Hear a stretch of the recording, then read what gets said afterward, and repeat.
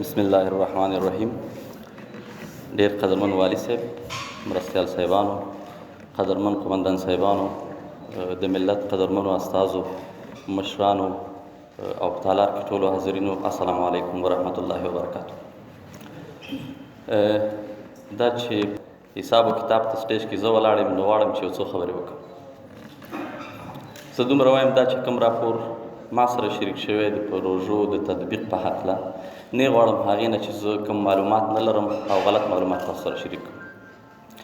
خو دومره درته وایم چې هغه پروژې چې په 1499 کال کې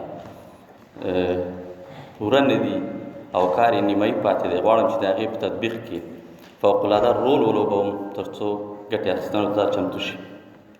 او هغه پروژې چې موږ د 1400 کال لپاره په پلان کې لرو، د هغې په تطبیق کې پوره ونډه واخلو.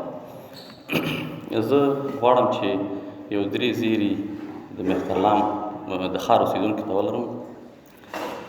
د ډېر قدرمن والي صاحب په هلو ځلو او د سیمه ییزو ارګانونو لوی رئیس شمیم خان کټوازي په منظورۍ موږ تېر کال تشویقي بودیجه د ښاروالۍ د خوا نه 20 میلیونه لرله، چې هغه هم په داسې ځای مصرف شوې ده چې ولس ترې رضایت نه لري.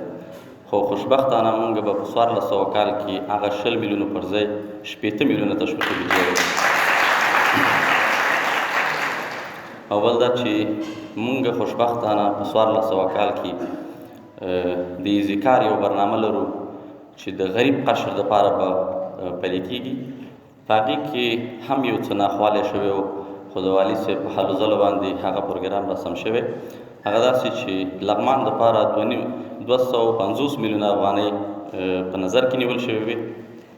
د والي صاحب په هلو ځلو باندې دغه 250 میلیونه په 450 میلیونو باندې بدلې شوي دي. او بل دا چې د تیرو ناخوالې چې په ښاروالۍ کې وې او د مهترلام اکثره ښاروالان ته رضایت یې نه درلوده، د هغې صلاحیتونه ډېر کم شوي وو. او خوشبختانه د والي صاحب په هلو ځلو باندې د ښاروالۍ پخواني ټول صلاحیتونه بېرته ښاروالۍ ته ورکړل شوي. د توجه او نړۍ مننه. ښاد او آباد اوسئ.